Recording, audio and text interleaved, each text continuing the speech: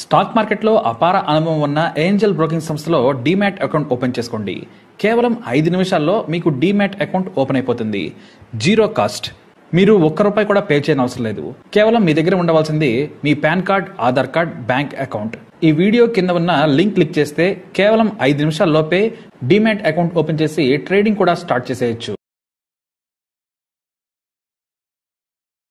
కేరళలో ఓ వరకట్న వేధింపుల కేసు సంచలనంగా మారింది. ఓ వీడియో కూడా వైరల్ అయింది.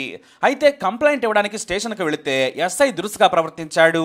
పైగా ఫిర్యాదు చేయడానికి వచ్చిన వారిపైనే నోరు జారాడు. దీంతో ఈ వివాదం కాస్త రాష్ట్ర వ్యాప్తంగా సంచలనం సృష్టించింది. సదరు ఎస్ఐని ఉన్నతాధికారులు సస్పెండ్ చేశారు. కానీ పోలీసుల కళ్ళు కప్పి నిందితుడు పారిపోయాడు. అంతే, మొత్తం ప్రభుత్వంపై, పోలీసులపై తీవ్ర విమర్శలు మొదలయ్యాయి. ఈ కేసు ఇప్పుడు రోజు కేరళ మీడియాలో హాట్ టాపిక్గా మారింది. ప్రభుత్వం, పోలీసు ఉన్నతాధికారులు ఈ కేసును స్వయంగా పర్యవేక్షించినా కూడా నిందితుడు పారిపోవడంతో కేసు జనాల్లో నానుతోంది. ఆ సెన్సేషనల్ వరకట్న పెళ్లి పుస్తకం కథను మీరు చూడండి. కోలీకోడ్కు చెందిన రాహుల్ పి గోపాల్ అనే యువకుడు జర్మనీలో ఏరోనాటికల్ ఇంజనీర్.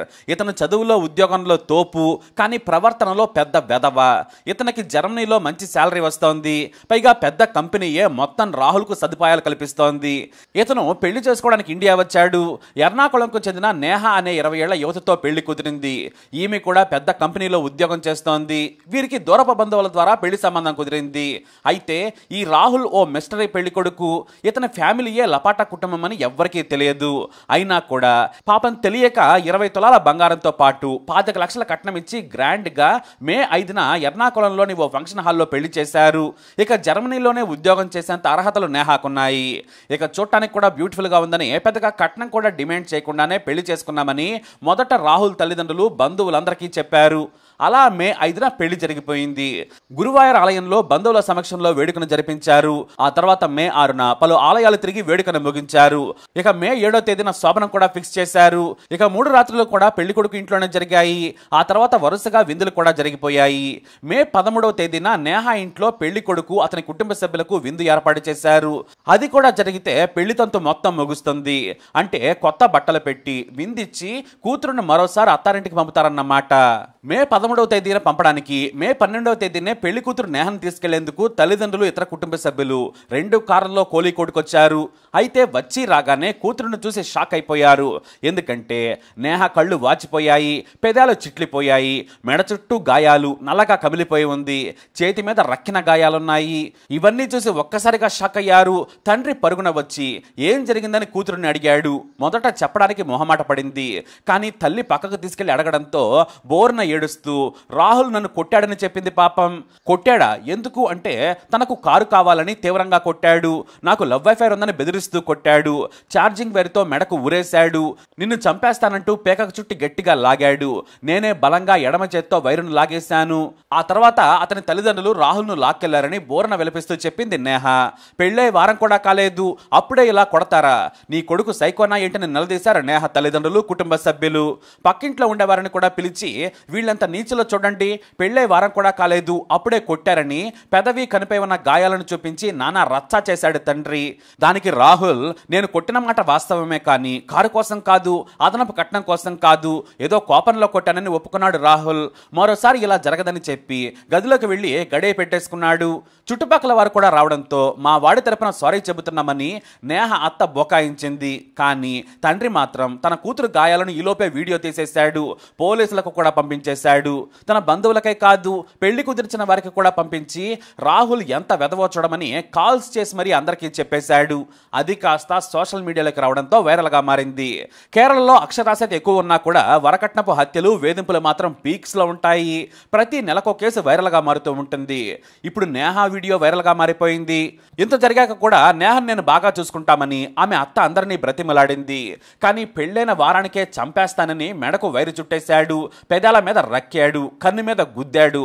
అతడు సంసారం చెయ్యడు, సైకోలా ఉన్నాడని స్థానిక పోలీస్ స్టేషన్లో ఫిర్యాదు చేశారు నేహ తల్లిదండ్రులు. అయితే ఈ స్థానిక పోలీసులు రాహుల్ పక్షాన నిలబడ్డారు. పెళ్ళై వారం కాలేదు, అప్పుడే కేసు పెడతారా? అసలు మీరేం తల్లిదండ్రులు అంటూ ఎస్ఐ నోరు పారేసుకున్నాడు. సాక్ష్యం చూపించినా కూడా ఓవర్ యాక్షన్ చేశాడు. దీంతో ఉన్నతాధికారులకు ఫిర్యాదు చేశారు. సోషల్ మీడియాలో పోలీసుల మీద కూడా ఉన్నతాధికారులకు, మంత్రులకు ట్యాగ్ చేస్తూ ఫిర్యాదు చేశారు. అంతే వెంటనే ఎస్ఐని సస్పెండ్ చేశారు పోలీసులు. కేసును నమోదు చేసి విచారణ చేయగా రాహుల్కి ఇది రెండే పెళ్లిని తేలడంతో నేహ సహా అందరూ ముక్కున వేలేసుకున్నారు. గతంలో కూడా ఎర్రతపెట్టకు చెందిన మహిళను పెళ్లి చేసుకున్నాడు రాహుల్. ఇలానే శాడిజం చూపించడంతో సదరు యువతి పారిపోయి మరీ విడాకులు తీసుకుంది. ఆ విషయాన్ని దాచిపెట్టారు రాహుల్ కుటుంబ సభ్యులు.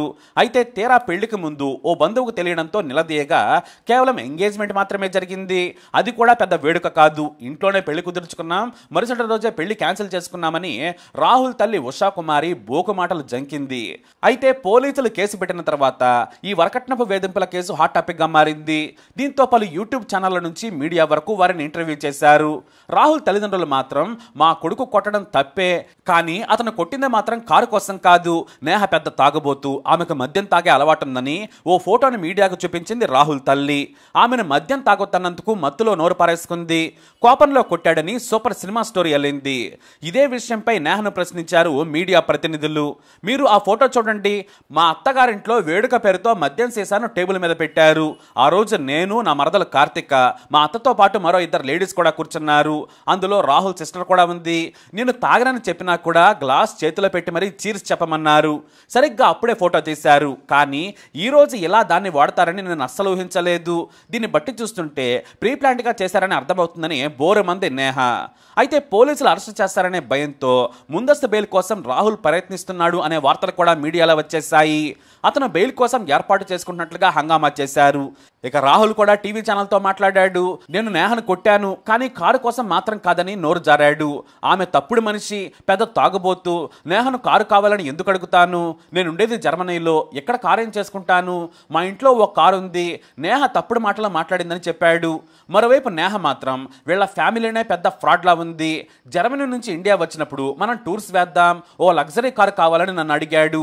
రేపు వేడుకలో మీ తల్లిదండ్రులతో చెప్పాలని నాకు చెప్పాడు. సరే లగ్జరీ కారు కావాలంటే ఎంత అవుతుంది అని అడిగాను. 20 లక్షలు అన్నాడు. అంత డబ్బు మా నాన్న దగ్గర లేదు, ఇవ్వడు, నేను కూడా అడగను. ఒప్పుకున్న బంగారం డబ్బులు నీకు ముందే ఇచ్చారు. ఇలా విదేశాల్లో ఉద్యోగం చేస్తూ అడగడం బాగాలేదని అన్నాను. నాకే ఎదురు సమాధానం చెబుతావా అని విపరీతంగా కొట్టాడు. మెడకు ఊరేస్తే నేను బలవంతంగా లాగేశాను. బాగా కొట్టిన తర్వాత మా అత్తామామ వచ్చి విడదీశారు. ఆ మరునాడు ఆ కొట్టిన విషయం చెప్పొద్దని నన్ను బెదిరించాడు రాహుల్. మరోసారి ఇక కొట్టనని బొకాయించాడు. నాకు అదే రోజు భయం వేసింది. నేను ఒక శాడిస్ట్ కుటుంబంలోకి కోడలుగా వచ్చానని భయం వేసింది. మా అమ్మకు విషయం చెప్పడంతో కేసు పెడదామన్నారు. నా భవిష్యత్తుపై వారికి బెంగ ఏర్పడిందని చెప్పింది నేహ. ఇక పోలీసులు రాహుల్ను కుటుంబ సభ్యులను విచారించారు.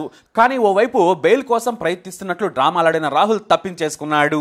ఆ మర్నాడు పోలీసులు అతను అదుపులోకి తీసుకుందామని వెళ్ళగానే లేడని, ఎటు వెళ్ళాడో తెలియదని తప్పుడు సమాచారం ఇచ్చారు తల్లిదండ్రులు. దీంతో పోలీసులు ఎయిర్పోర్ట్లను అలర్ట్ చేయగా బెంగళూరు నుంచి వారికి సమాధానం వచ్చింది. రాహుల్ పి గోపాల్ అనే వ్యక్తి సింగపూర్ ఫ్లైట్ ఎక్కాడని తేలింది. కేంద్ర విదేశాంగ శాఖ సాయంతో విచారణ చేయగా సింగపూర్ నుంచి జపాన్ పారిపోయాడని తెలుసుకున్నారు పోలీసులు. ఈ వార్త మీడియాకు లీక్ అవడంతో పోలీసుల మీద తీవ్ర విమర్శలు వచ్చాయి. ఇటు ప్రతిపక్షాలు కూడా వరకట్న వేధింపులకు పాల్పడిన యువకుడికి వత్తాసు పలికారు. ఇప్పుడు వారి కళ్ల ముందే జర్మనీకి పారిపోయాడని ఆరోపించారు. దీంతో ఈ కేసు ప్రభుత్వం ఫెరోక్ ఏసీపీ సాజుకే అబ్రహంకు అప్పగించింది. ప్రత్యేక టీంను ఏర్పాటు చేసి విచారణ చేయగా సిఐఏఎస్ శరణ్ నిర్లక్ష్యం వహించాడని అతన్ని కూడా సస్పెండ్ చేశారు ఏసీపీ. అయితే రాహుల్ కు అతని స్నేహితుడు రాజేష్ అనే వ్యక్తి సహకరించాడని విచారణలో తేలింది. రాజేష్ అనే వ్యక్తి స్వయంగా తన కారులో రాహుల్ బెంగళూరు తీసుకెళ్లాడు. అక్కడ అతని క్రెడిట్ కార్డు నుంచే సింగపూర్ కు, అక్కడి నుంచి జర్మనీకి ఫ్లైట్ టికెట్లు కొన్నాడని పోలీసులు తెలిపారు. ఆ మర్నాడు రాజేష్ ను అరెస్ట్ చేసి జైలుకు పంపారు పోలీసులు. అయితే రాహుల్ జర్మనీకి పారిపోవడంపై నేహ కుటుంబ సభ్యులు ఆగ్రహం వ్యక్తం చేశారు. పంతిరనకు పోలీసులు మొదటి నుంచి నిర్లక్ష్యంగానే ఉన్నారు, మేము సోషల్ మీడియాలో పెట్టిన తర్వాతే చురుకుగా వ్యవహరించారని ఆరోపించారు. మరోవైపు నేహను ఆసుపత్రిలో చూపించారు పోలీసులు. కన్ను, మెడ, పెదవి, చెవిపై గాయాలయ్యాయని గుర్తించారు. జస్ట్ చంపలేదంతే. అయితే చెవి మీద బలంగా కొట్టాడని, దాదాపు 10 నిమిషాలు స్పృహ కోల్పోయిందట నేహ. ఆ తర్వాత ఆమె మొహం మీద నీళ్లు చల్లి లేపారు. లేవగానే మళ్లీ కొట్టడం మొదలు పెట్టాడని నేహ పోలీసులకు చెప్పింది. అయితే పోలీసులు విచారణ చేసి ఇది ప్రీ ప్లాన్డ్ గా రాహుల్ కుటుంబం చేసింది, కావాలనే నేహ మద్యం తాగుతున్నట్లు ఫోటో తీశారు. అందరూ నవ్వుతూనే ఉన్నారు.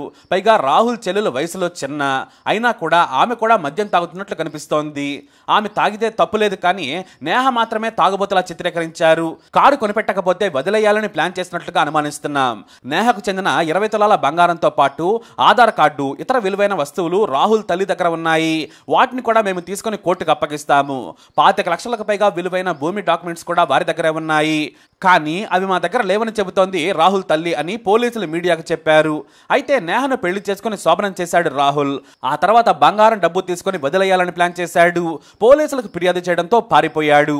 దీంతో కేరళ పోలీసులు కేంద్ర ఇంటెలిజెన్స్ సంస్థల సాయంతో బ్లూ కార్నర్ నోటీసును రాహుల్ పై జారీ చేశారు. ఎలాగైనా సరే జర్మనీ నుంచి లాక్కొచ్చి జైల్లో వేస్తామన్నారు ఏసీపీ. తప్పు చేయకుంటే పారిపోవాల్సిన అవసరం లేదు, పైగా తాను కొట్టానని ఒక మీడియాతో మాట్లాడుతూ ఒప్పుకున్నాడు. వాటిని కూడా సాక్ష్యాలుగా కోర్టులో ప్రవేశపెడతామన్నారు. మరి జర్మనీ నుంచి అసలు రాహుల్ వస్తాడా? ఖచ్చితంగా ఇటుకొస్తారు పోలీసులు. ఎందుకంటే ఇక్కడ నేహ కుటుంబాన్ని మొత్తం అరెస్ట్ చేశారు, అతని చెల్లితో సహా. అలాగే ఇండియా బ్యాంక్ అకౌంట్స్ కూడా సీజ్ చేసేశారు. ఇప్పుడు జర్మనీ బ్యాంక్ అకౌంట్స్ సీజ్ చేసే పనిలో పడ్డారు పోలీసులు. ఎలాగైనా సరే కలుగులో ఉన్న ఎలుకను లాక్కొచ్చి కోర్టులో నిలబడతారు. కానీ అప్పటి వరకు వేచి చూడాల్సిందే. మరి పోలీసుల నిర్లక్ష్యంపై మీరేమంటారు? మీ అభిప్రాయాన్ని కమెంట్ ద్వారా తెలియజేయండి.